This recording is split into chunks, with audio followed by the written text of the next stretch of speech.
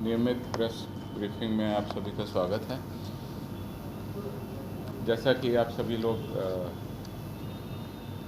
को पता है कि लोक आस्था के महान पर्व छठ 2022 में शांतिपूर्ण तरीके से जिसकी तैयारियां अब शुरू हो गई हैं और उसके अवसर पर पुलिस मुख्यालय के द्वारा जो बल की प्रतिनियुक्ति की गई है उसका संक्षिप्त ब्यौरा मैं आपके सामने रखना चाह रहा हूँ। इस पूरे पर्व को शांतिपूर्ण और सुरक्षित मनाए जाने के लिए बिहार विशेष सशस्त्र पुलिस की लगभग 36 कंपनियां विभिन्न जिलों को अलॉट की गई हैं। उसके अलावा होमगार्ड्स करीब 3000, घुड़सवार दस्ता की 5 अलग अलग टुकड़ियां और उसके अलावा केंद्रीय सशस्त्र बल हमको उपलब्ध कराए गए हैं 4 कंपनी। उसमें 2 कंपनी रैफ बल है और 2 कंपनी एसएसबी का है। इसको भी विभिन्न जिलों में प्रतिनियुक्त किया गया है। हवलदार और सिपाही की जो अतिरिक्त प्रतिनियुक्तियाँ की गई हैं उसमें 4165, दरोगा और एएसआई की जो प्रतिनियुक्ति है करीब 155, पुलिस इंस्पेक्टर करीब 18 ये जिलों में अतिरिक्त प्रतिनियुक्त किए गए हैं। इसके अलावा जो ट्रेनिंग प्राप्त कर रहे हमारे दरोगा और परिचारी हैं करीब 2100 की संख्या में, उनको भी जिलों में भेजा गया है। जैसा कि आपको पहले बताया गया था, देव औरंगाबाद में विशिष्ट छठ आयोजन को देखते हुए 6 पुलिस उपाधीक्षकों की प्रतिनियुक्ति औरंगाबाद में और पटना के लिए 30 डीएसपी रैंक के पदाधिकारियों की प्रतिनियुक्ति की गई।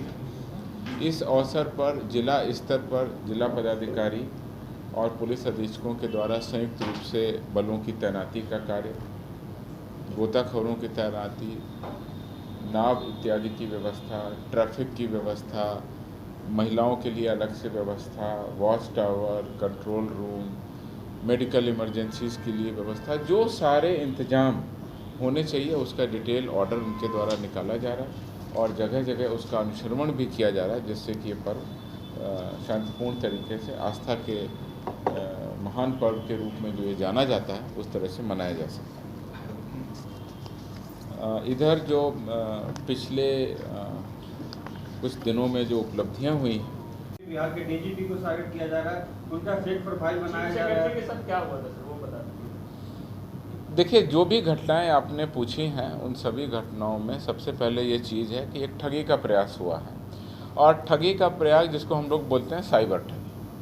अब साइबर की दुनिया आभासी दुनिया है। मैं आपके माध्यम से और आप सभी रिस्पॉन्सिबल चैनल हैं उसके माध्यम से और प्रेस मीडिया के लोग भी शामिल हैं, मैं कुछ बातें ज़रूर रखना चाहूँगा कि ये आभासी दुनिया, ये वास्तविक दुनिया नहीं है। इसमें पर्दे के पीछे कौन आदमी आपको फ़ोन कर रहा है, उसने फ़ोटो किस आदमी का लगाया है और किस तरह से वो ठगी कर रहा है, इसमें बहुत ज़्यादा अलर्ट रहने की ज़रूरत है।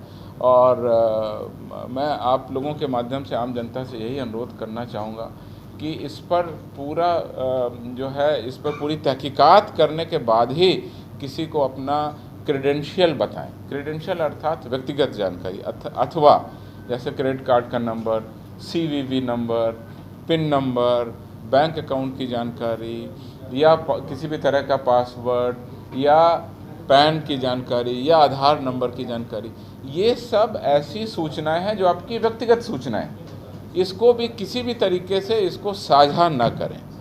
एक तो ये हो गई है। और जैसा मैं आपको बता दूं कि फाइनेंशियल क्राइम का आंकड़ा बढ़ता है।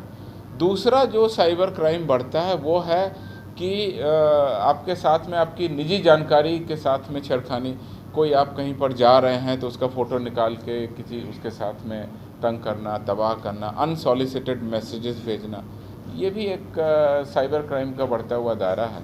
और तीसरा बढ़ता हुआ दायरा है जिसमें साइबर में धमकी दी जाती है, मतलब आप किसी भी तरह से किसी को भी कोई धमकी देते हैं, तो ये सब साइबर क्राइम के विभिन्न आयाम हैं। मैं केवल इतना ही कहूँगा कि आभासी दुनिया, वर्चुअल दुनिया, ये वास्तविक दुनिया नहीं है। और ये एक मैं तो हमेशा कहता हूँ कि पृथ्वी लोक और मतलब तीन जो लोक हैं उससे एक चौथी दुनिया है। ये एक साइबर लोक है, एक नई दुनिया है। उसमें आप जो बहुत ज़्यादा लोग विचरण करते हैं अगर साइबर लोक में, तो फिर आपको बहुत ज़्यादा अलर्ट रहने की ज़रूरत है। लास्ट में एक सलाह, में नहीं है। सीनियर एसपी पटना ने इसमें डिटेल प्रेस कॉन्फ्रेंस की।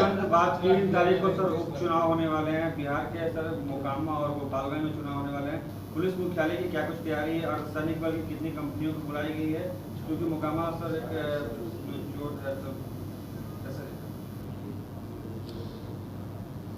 उपचुनाव 2 जगह होने हैं जैसा आपको पता है, मोकामा और गोपालगंज ज़िले में।